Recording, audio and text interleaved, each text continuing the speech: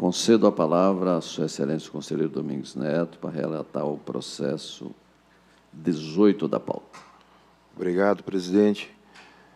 Trata-se de recurso ordinário interposto pelo Instituto Social e Organizacional do Brasil, ISOBrasil, por intermédio dos seus procuradores, contra o acórdão número 726/2019, que homologou medida cautelar expedida por meio de julgamento singular pelo então conselheiro relator, nos autos da representação de natureza interna proposta pelo Ministério Público de Contas.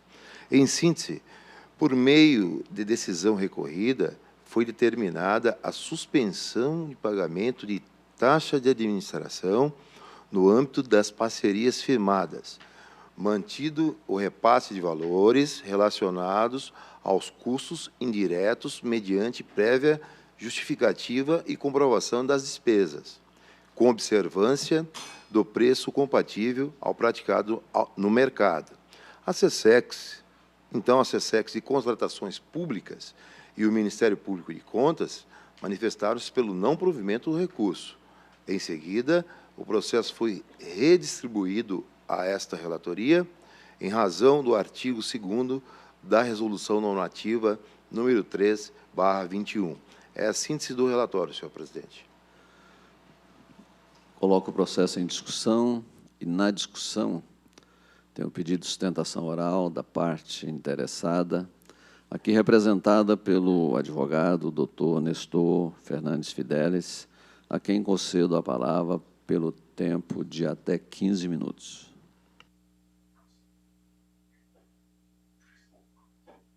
Caro conselheiro presidente da sessão, caríssimo conselheiro relator, membro do Tribunal de Contas, caros conselheiros, servidores da casa, falamos aqui em nome de ISOBrasil, Instituto Social e Organizacional do Brasil, é uma OCIP.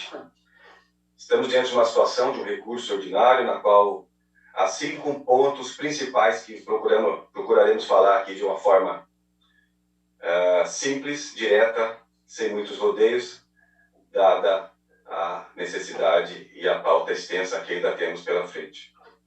Primeira questão diz respeito à suposta terceirização indevida de serviços e de mão de obra, com a ocorrência de contratações sem licitação e sem concurso público. Segundo o artigo 193 da Constituição da República, demonstrando o seu caráter social, cabe ao Estado a responsabilidade sobre as ações sociais, principalmente no que tange à saúde pública. Ocorre que a necessidade evidente de cooperação entre a administração pública e o terceiro setor, para que o interesse público com eficiência seja alcançado, é uma situação da qual não podemos fazer ouvidos loucos. Não por acaso nós vemos aí Estado, municípios, União Federal firmando parcerias, termos de cooperação, contratos de gestão, justamente porque o Estado, o poder público por si só, não dá conta de cumprir as suas missões, sobretudo no que diz respeito a serviços complementares, a fim de atender, ainda mais na área essencial da saúde pública, a população. No caso vertente das parcerias em comento, os municípios continuaram sendo responsáveis pela gestão da saúde pública local. Muitos deles são filiados a consórcios públicos, todos na verdade, consórcios públicos intermunicipais, possuem convênios voltados para a saúde pública e ainda assim a demanda na saúde, como nós sabemos, é grande, é gigantesca, nunca acaba, decorrendo disso a necessidade, sim, de ampliar as parcerias. Outro ponto importante, em todos os casos, houve manifestação favorável do Conselho da Política Pública, do Conselho Municipal de Saúde desses municípios envolvidos, com exceção de Acolizal, que até naquela ocasião não possuía ainda um Conselho Municipal de Saúde. Não se terceirizou, Excelência, a gestão permaneceu sendo plena de cada um dos municípios parceiros, mas somente a atividade meio para que os municípios pudessem receber os serviços complementares que são essenciais à vida. Logo, a parceria é lícita, porque o objeto do ajuste é lícito e de interesse público, valendo ressaltar a atuação do parceiro social somente ocorre pelas dificuldades inegáveis do parceiro público. O que está se buscando demonstrar, portanto, nada mais é do que a regularidade das parcerias, das terceirizações para atividades de interesse público, e não como fazem grande parte das outras OCIPs, que firmam parcerias com a finalidade principal de fugir de gastos com o pessoal. Os documentos constantes do processo comprovam isso. É um equívoco afirmar que houve contratação sem licitação. A recorrente possui regulamento próprio para as contratações e, diferentemente do que tem ocorrido com muitas outras situações em outras municipalidades, essa recorrente, ISO Brasil, faz processo de seleção para selecionar, para contratar pessoas. Tudo isso está publicado em seu site e comprovado nos autos. Um ponto muito importante do que estamos a defender aqui, talvez seja o mais importante, diz respeito à alegação de que essa OCIP cobrava taxa de administração. Taxa de administração em percentuais fixos e elevados. Quanto a esse assunto, o tribunal tem decidido há bastante tempo, em diversas situações. E em cada momento histórico, dos últimos 10 anos, pelo menos, da nossa Corte de Contas, houve posicionamentos orientativos aos jurisdicionados. Por conta disso, as OCIPs que buscam fazer seu trabalho corretamente, ou as OS, ou as associações, ou as fundações, procuram, aquelas que querem trabalhar licitamente, seguir as orientações. No caso vertente, a recorrente vem atuando segundo a lei, embora ainda existem lacunas na lei, mas também seguindo os entendimentos jurisprudenciais do Judiciário e do próprio Tribunal de Contas, que em momentos anteriores chegou a esboçar ser necessário o estabelecimento de uma limitação de despesas administrativas no patamar de 15% sobre o valor das parcerias. Era essa a orientação daquele momento. Naturalmente, analisando a questão, a Corte de Contas adotou o louvável entendimento de que não deve haver um percentual mínimo para se fazer frente às despesas administrativas derivadas de cada termo de parceria. Assim passou a despesa administrativa, que continua existindo, passou a ser custeada mediante a prestação de contas detalhada e não sobre um percentual fixo, mesmo porque, num termo de parceria, pode haver diversos anexos, que são os programas de trabalho, que são execuções de serviços complementares de interesse público. E pode ser, e é muito natural que seja, que no mês a despesa administrativa seja uma, no outro mês seja outra. Pode ser que no mês a OCIP seja obrigada, seja levada a contratar, por exemplo, locação de veículos, ou então instrumentos particulares para determinado serviço, um serviço complementar de oftalmologia diferente de um serviço de cardiologia. Então, despesas administrativas decorrentes. Por isso, não se cobra taxa administrativa, muito menos em percentual fixo. As parcerias, formal e tacitamente reconhecidas como de interesse público, levantam em conta o acompanhamento pelas gestões municipais, por seu órgão de controle interno, pelo Conselho Fiscal da própria OCIP, pelos conselhos municipais, e a aprovação das contas pelos municípios. Essas parcerias, essas OCIPs que trabalham regularmente, não cobram mais taxa de administração, muito menos em percentual fixo, e não podem ser penalizadas por cumprirem o entendimento jurisprudencial do Judiciário, muito menos da nossa Corte de Contas. Quando, a partir de 2019, não houve mais o pagamento de taxa de administração em percentual fixo, seguindo a orientação do Tribunal de Contas, somente houve o pagamento de despesas mediante a prestação de contas detalhada. Isso é o que vem acontecendo desde então pelas OCIPs que querem, como no caso da ISO Brasil, fazer um trabalho corretamente, regularmente. Houve o apontamento de prorrogações sucessivas de prazo e majoração de valores nas parcerias. Outro ponto que dá ensejo ao presente procedimento refere-se a essa alegada prorrogação sucessiva, majoração de valores. Mas a pergunta que se faz é: qual a relevância disso? Se houve gastos, é porque houve a necessidade. Qual a relevância disso frente à legalidade dos procedimentos, dos termos de parcerias firmados entre a OCIP e as municipalidades? Com todo respeito ao posicionamento do ilustre Ministério Público de Contas, as suspeitas levantadas jamais fundamentariam ou justificariam o entendimento derradeiro de necessidade de suspensão ou de finalização de prorrogação de termo de parceria, ou bloqueio de pagamentos, que houve isso, em cautelares, sem ouvir a parte contrária, sem ouvir o procedimento, sem fazer o devido processo legal, como foi dito agora há pouco em outros julgamentos, da lavra do conselheiro Guilherme Maluf. Neste caso vertente, da mesma forma. sem se oportunizar esclarecimentos, precipitadamente, medidas cautelares foram determinadas. Ocorre que o decreto 3.100 de 99, no seu artigo 13, diz que o termo de parceria poderá ser celebrado por período superior ao do exercício fiscal. E no parágrafo 1º diz, caso expire a vigência do termo de parceria sem o adimplemento total do seu objeto pelo órgão parceiro, ou havendo excedentes financeiros disponíveis com a OCIP, o termo poderá ser prorrogado. E foi assim que aconteceu.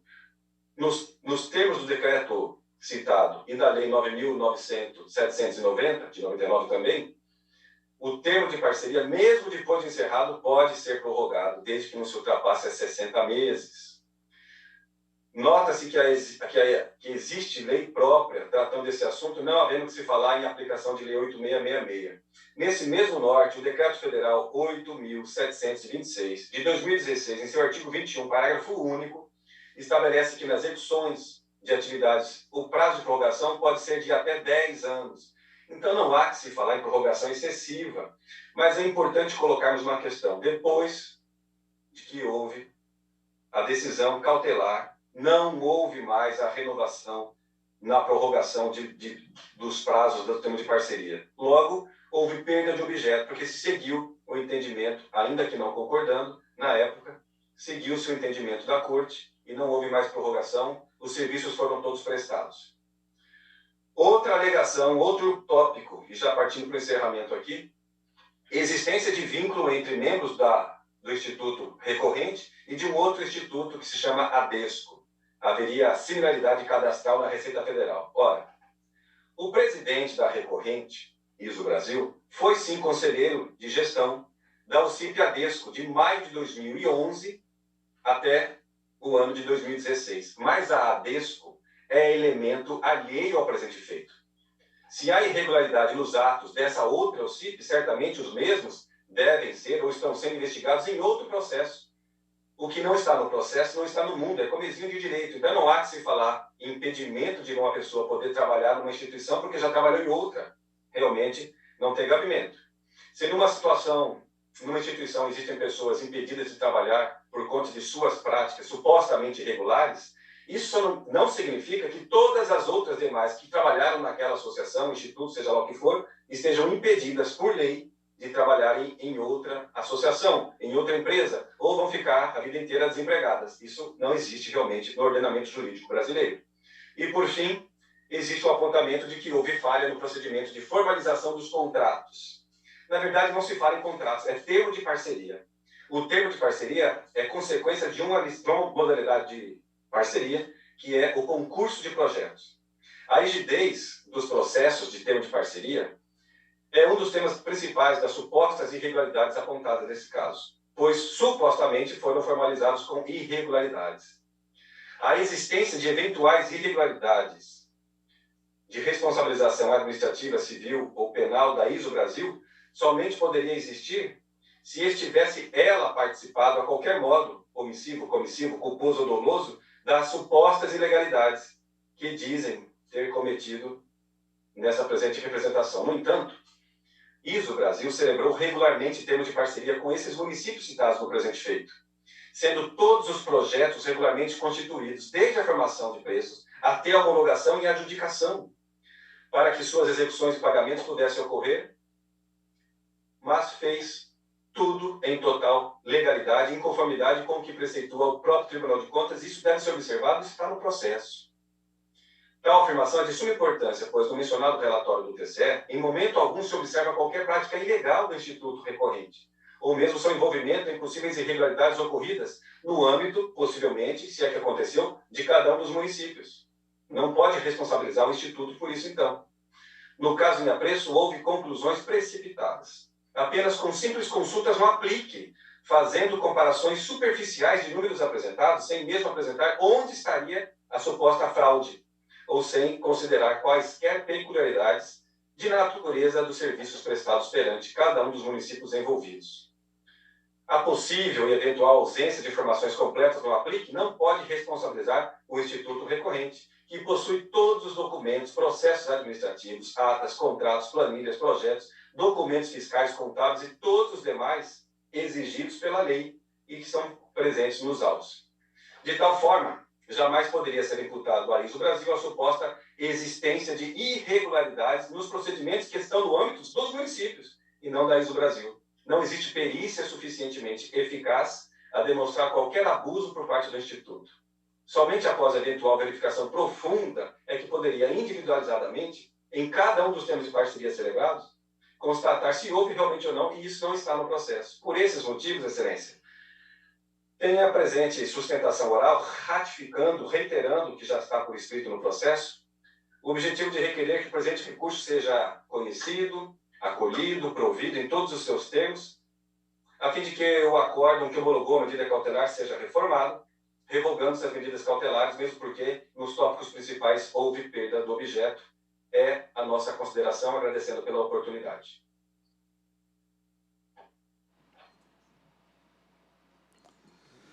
Encerrada a sustentação oral, promovida pelo advogado doutor Nestor Fernandes. E continua em discussão. Com a palavra, a sua excelência, o conselheiro Valdir Teis. Obrigado. Cumprimentando o advogado, aqui na ocasião foi concedida essa cautelar e mantida as liminares em razão de que estaria sendo cobrado 25% de taxa de administração. E agora, na sua sustentação oral, informa que, na verdade, estão sendo cobrados os serviços administrativos. Qual a diferença de um e outro? Como é que está isso hoje? Ou estaria acontecendo?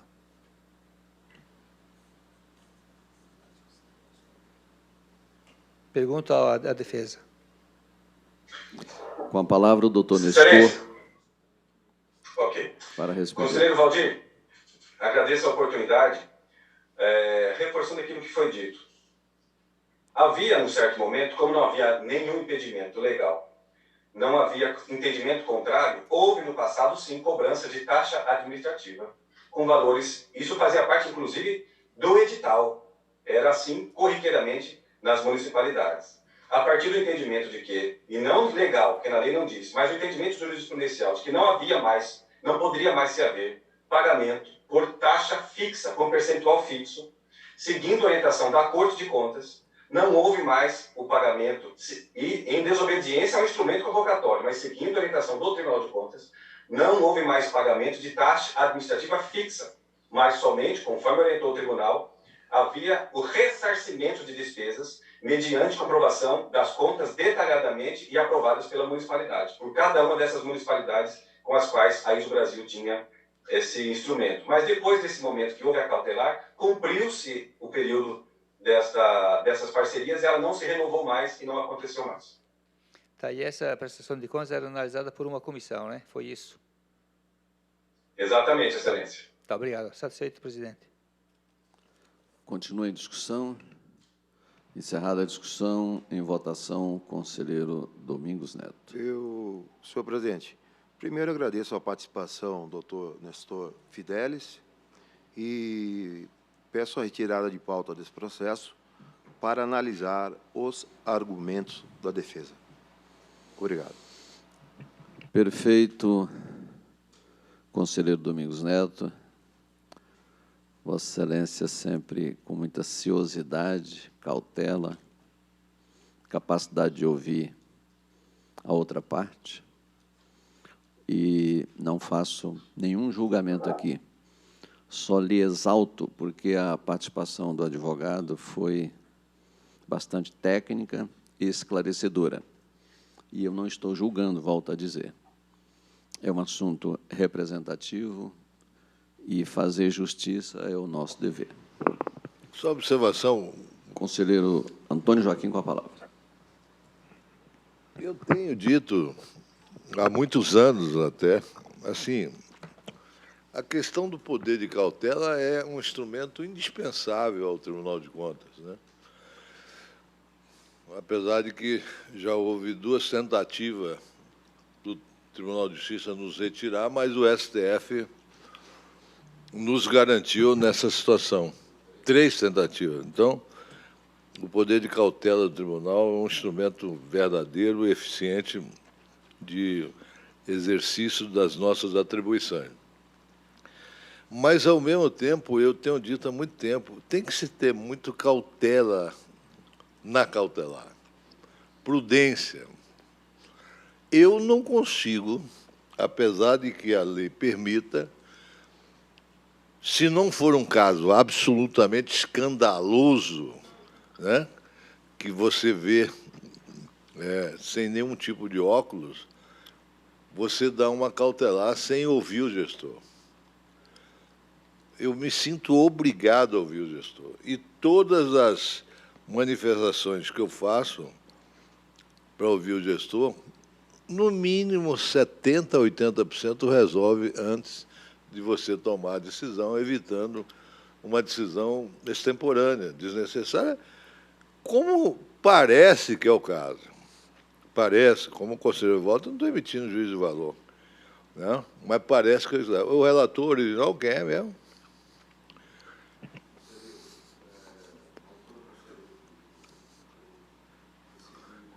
Eu sei que Vossa Excelência não é o relator, mas quem que é o relator original? Hein? O advogado, sabe? Doutor... Conselheiro Isaías. Ah, o conselheiro Isaías também. Bom, não estou fazendo juízo de valor, mas eu quero reiterar, cautelar, é preciso ter cautela. Mas vamos ver, e quero, como presidente, cumprimentar Vossa Excelência pela prudência de tirar de pauta para a gente estudar melhor também. Conselheiro Guilherme Maluf, com a palavra. Primeiro, quero parabenizar o advogado de defesa, doutor Nestor, pela forma brilhante como fez essa defesa. Eu tenho também muita preocupação, conselheiro Antônio Joaquim, senhor presidente, conselheiro Walter, esse tema do regramento do terceiro setor na prestação de serviço é algo que eu tenho prestado muita atenção e estamos tentando, inclusive com o conselheiro Valdir, procurar trazer um evento para que possamos capacitar os nossos jurisdicionados e o nosso corpo técnico, porque realmente existem algumas áreas de conflito que não tem previsão, como o próprio advogado colocou nas análises. Então, e o tribunal não pode fechar os olhos a essas discussões. Então, nós estamos, sim, trabalhando, queremos ter, a exemplo do que outros estados têm, em uma cartilha, conselheiro Antônio Joaquim, que possa orientar os nossos jurisdicionados a prevenir futuros danos ao erário. Então, eu só queria deixar essa colocação e parabenizar aí a defesa pela forma como atuou. Muito obrigado. Agradeço as manifestações, sempre enriquecedoras, extremamente relevantes para o devido processo de contas, para o valor institucional do Tribunal de Contas e para a democracia do nosso país. Concedo a palavra ao conselheiro Guilherme